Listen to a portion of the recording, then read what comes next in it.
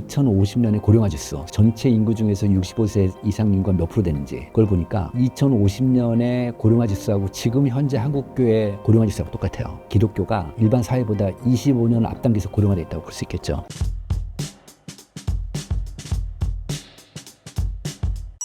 교회의 핵심 연령층은 어떻게 되나요?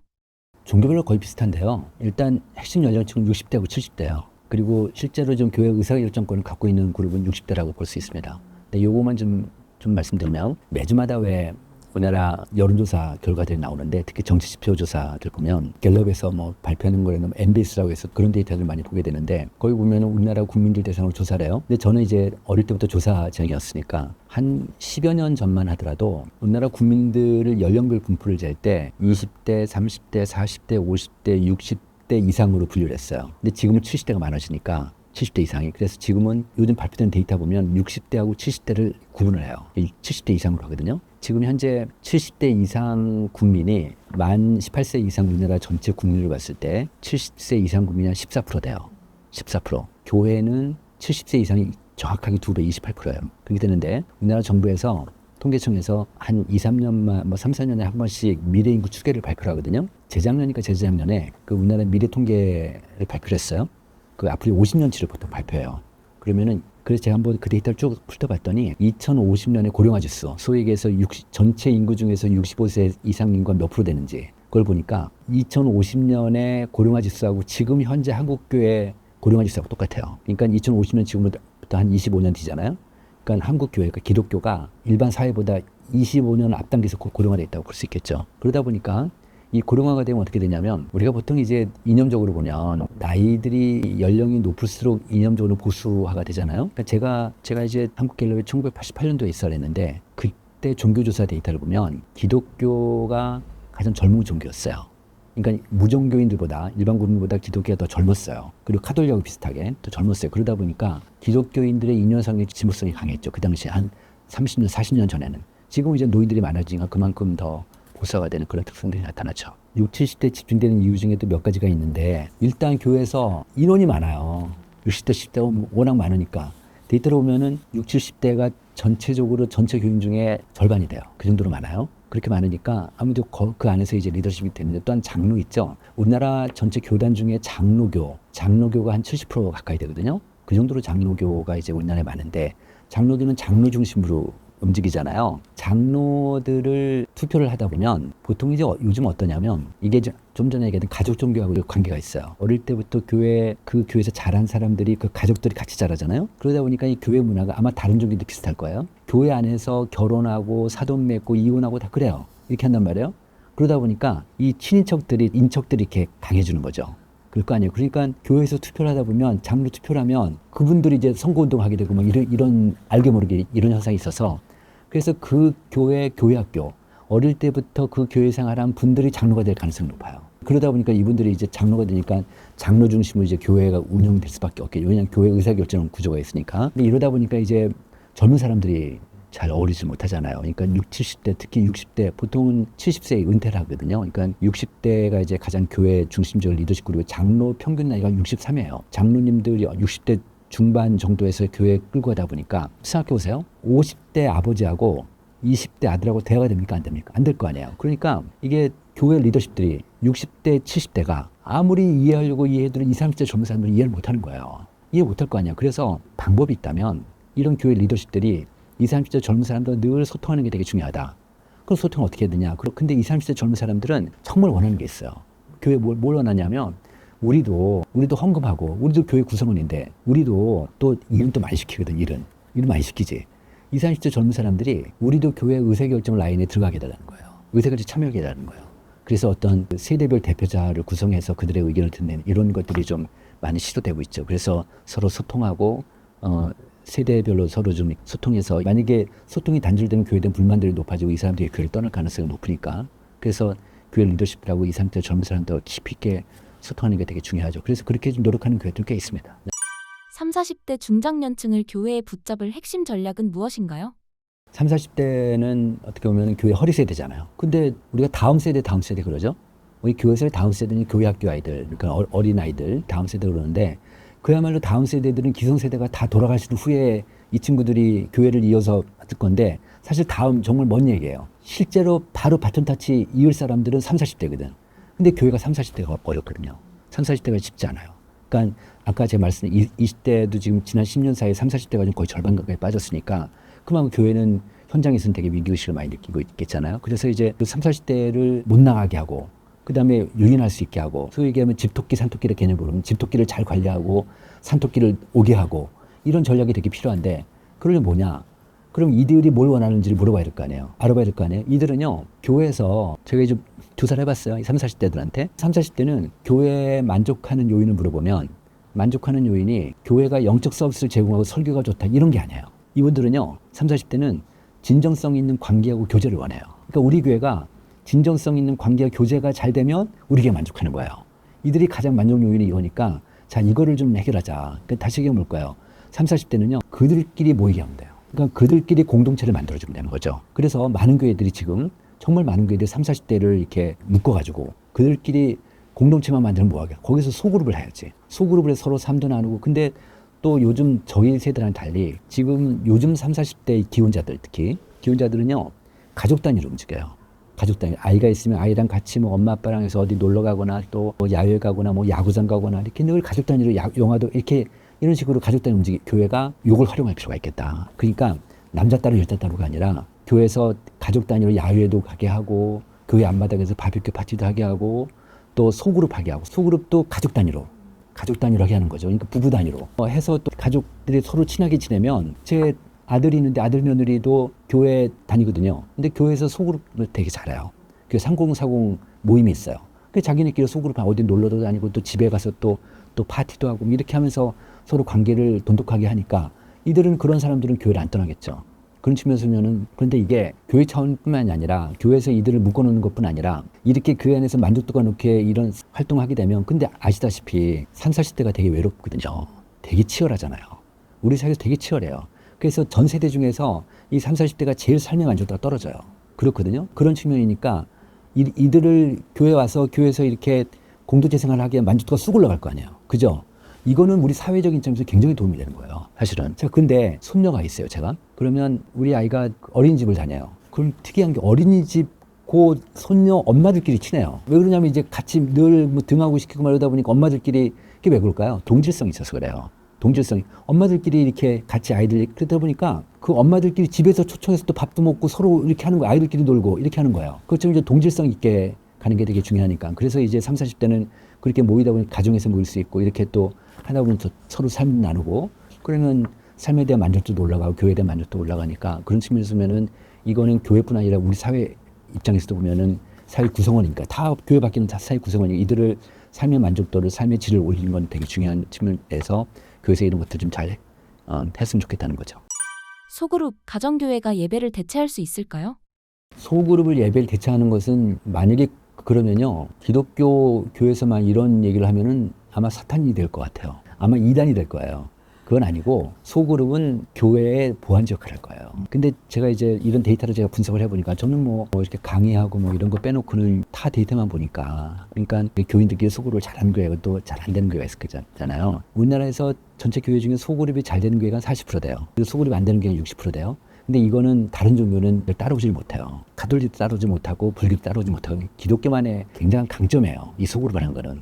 왜냐하면 소그룹에서 서로 위로가 되고 서로 신앙적인 도전을 받으니까. 그런데 소그룹이 잘 되는 교회의 특징이 뭐냐면 좀 전에 예배 질문하셨잖아요. 예배의 은혜가 있는 거예요. 근데 소그룹이 안 되는 교회는 예배 활력이 떨어져요. 그런 특징이 나타나요.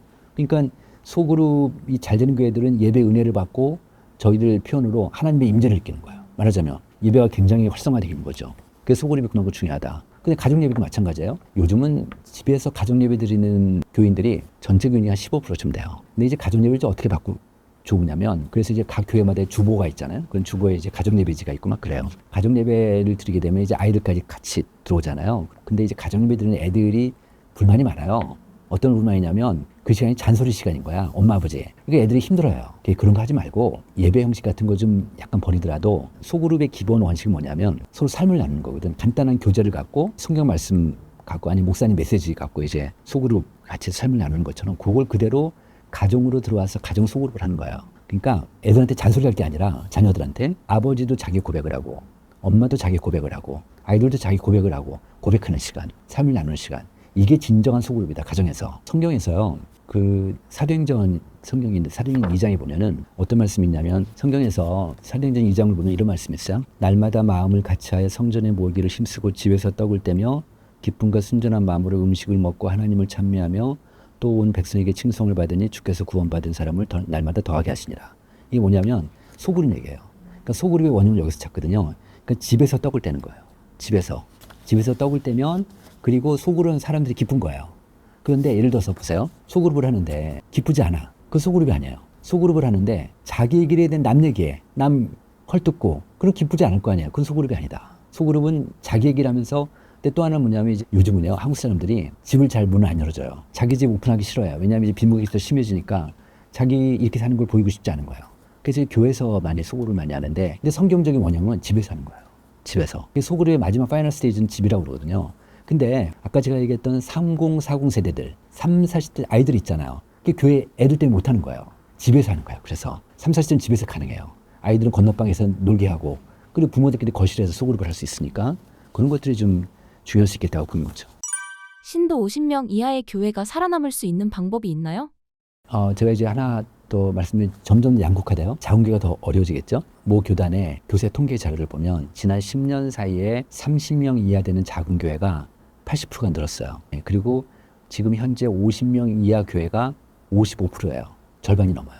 그렇게나 작은 교회가 많이 밑으로 쏠리는 거죠. 그만큼 작은 교회들이 어려운데 저는 작은 교회가 살아남는 유일한 길은 소그룹을 갔어요. 그 안에서 소그룹을 해서 거기서 어쨌든 그 교인 간의 끈끈함과 교인 간의 성도들 간의 신앙적인 도움을 주고 또 삶도 변화되고 이런 소그룹이 되게 중요할 것 같고 또 하나는 뭐냐면 작은 교회들이 살아남으려면 저는 목사님이 되게 중요할 것 같거든요. 왜냐하면 어느 조직이나 리더가 되게 중요하니까 목사님이 강한 의지가 필요한데 힘들지.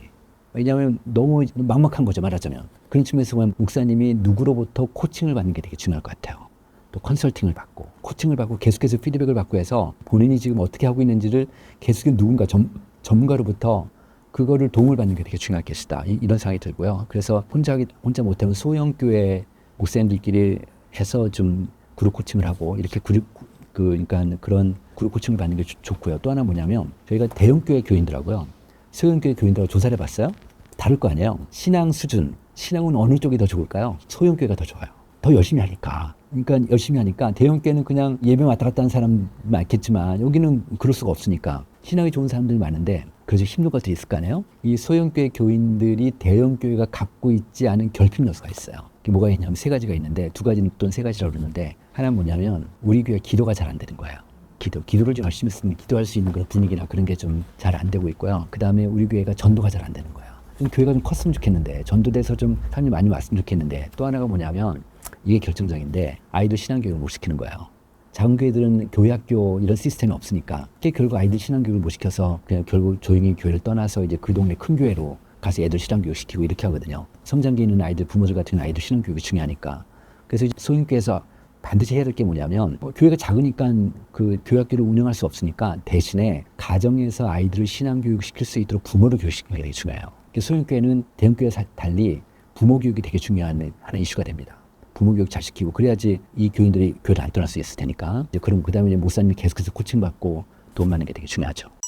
쇠퇴하는 교회와 반대로 성장하는 교회의 특징은 무엇인가요? 저희가 마침 8월 초에 책이 하나 나와요. 그 부흥하는 교회, 쇠퇴하는 교회라는 책을 저희가 하나 썼어요. 그래서 곧 나오는데 그 책 얘기를 잠깐 해드릴게요. 이건 저희가 어떻게 조사를 했냐면 코로나 이후에 지난 5년 동안의 교인 수가 줄어들고 그리고 앞으로 5년 뒤에도 지금보다 더 줄 거라고 예상하고 있는 담임 목사님 160명을 찾았어요. 그리고 지난 5년 사이에 교인 수가 늘었고 앞으로 5년 뒤에도 지금보다 더 늘 거라고 예상되는 교회 담임 목사님을 예상하는 담임 목사님을 또 160명을 찾았어요. 그리고 이쪽 쇠퇴하는 교회의 교인들 500명을 조사했어요. 또 이쪽 성장하는 교회 500명을 조사했어요. 이게 크게 두 그룹을 갖고 조사했더니 그 다음에 이제 또 하나 뭐냐면은 조사를 했더니 너무 차이가 커요. 그러겠죠? 일단 소위 쇠퇴하는 교회하고 성장하는 교회가 똑같은 문항인데도 너무너무 차이가 큰 거예요. 그리고 또 하나는 뭐냐면 이제 목사님들 중에서 저희가 일일이 다 전화를 했어요. 응답한 분들한테. 혹시 한 2시간 정도 인터뷰해 줄 수 있으세요? 그래서 응답한 분들, 오케이라고 하시는 분들한테 쇠퇴하는 교회 목사님 5명을 저희가 인터뷰를 했어요. 심층 인터뷰를 한 거예요. 또 성장하는 교회 5명을 심층 인터뷰한 거예요. 제가 지금 말씀드릴 거는 그 심층 인터뷰 결과예요. 부흥하는 교회 특징을 보면 그것만 제가 말씀드리면 예배를 드리는데 설교를 하는데 복음 증거에 집중하는 예배를 해요. 복음 증거에 집중. 그러니까 뭐 일반 사회 이슈 이런 거 말고 복음 중에 말씀 중심으로 이제 설교하는 예배 전체가 복음 중심의 예배. 이런 교회가 성장하고 두 번째 뭐냐면 예배도 중시하지만 교육 훈련을 중시를 하는 거예요. 교인들 계속 교육시키고 봐요. 그 다음에 기도회가 굉장히 잘 돼 있어요. 기도를 잘하고. 그 다음에 또 하나 뭐냐면 아주 공통적인 특징인데 소그룹이 잘 돼요. 소그룹이. 그 다음에 또 하나는 뭐냐 허리 세대에 온 교회가 집중하는 거예요. 그런데요 흥미있는 얘기 하나 있는데 교회 목사님이고 이제 교회 예산이고 사람이고 다 3040 세대 허리 세대 집중하게 되면 누가 삐질까요? 노인분들이 삐지세요. 우린 뭐냐? 우린 평생 동안 헌신했는데 그러니까 노인분들이 배려를 해주셔야 돼요. 양해를 좀 해주셔야 되고 그래서 이런 3040 허리 세대에 집중하는 교회 그런 교회가 잘 되는 거죠. 그 다음에 또 하나 뭐냐면 변화 있잖아요. 변화. 참 교회는 아무래도 일반 다른 사회단체보다는 좀 더 보수적이고 전통이 강하니까 변화되기 어렵잖아요. 그런데 이 성장하는 교회 특징 중에 하나가 뭐냐면 변화를 수용하는 거예요. 변화를 수용하는 거지. 그런 것들이 좀 강점이고요. 그 다음에 뭐 사랑과 섬김의 분위기가 되게 부드럽지. 분위기가 되게 밝고 사랑하고 섬기고 이런 분위기고. 그 다음에 또 하나는 선교 활동을 잘해요. 그러니까 해외 선교, 지역 선교를 잘하고 그 다음에 지역사에 대한 봉사, 구제를 잘하고 이런 것들이 좀 일반 세태하는 교회 좀 다른 특징이 나타나고요. 또 하나는 뭐냐면 기업 논리가 성장하는 교회에 들어와 있어요. 본인도 모르게, 목사님도 모르게. 근데 이거는 뭐 충분히 그럴 수 있죠. 기업 논리가 기업에서 잘하는 파트가 있는데 그거를 목사님은 모르든 알든 상관없이 그걸 그대로 갖고 와서 하세요. 뭘까요? 고객 관리예요. 고객 관리.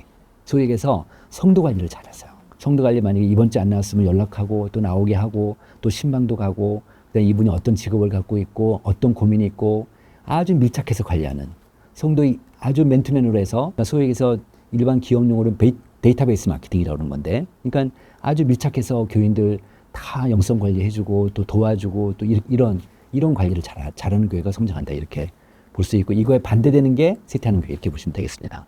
네. 그리고 이제 또 하나는 통계적으로 돌려보면 부흥하는 교회들하고 쇠퇴하는 교회들하고 어떤 변수들이 어떤 변수가 영향을 미치나 그러면 가장 큰 게 뭐냐면 3040 세대수였어요. 그 교회가 3040 세대수가 증가하면 교회가 큰 거예요. 그리고 그 또 하나 뭐냐면 교회학교. 다음 세대의 아이들이 많아지면 어른들도 많아져요. 왜냐하면 그들의 부모까지도 같이 아까 제가 얘기했던 가족 중개하니까 그런 시대가 있어. 그렇게 되니까 그래서 그런 변수들이 되게 커지고 또 다른 변수가 큰 게 하나가 소그룹. 소그룹이 잘 되는 게 교회가 성장하고 소그룹이 안 되는 교회가 더 교회가 어려워지고 뭐 이런 특징들을 보고 있습니다.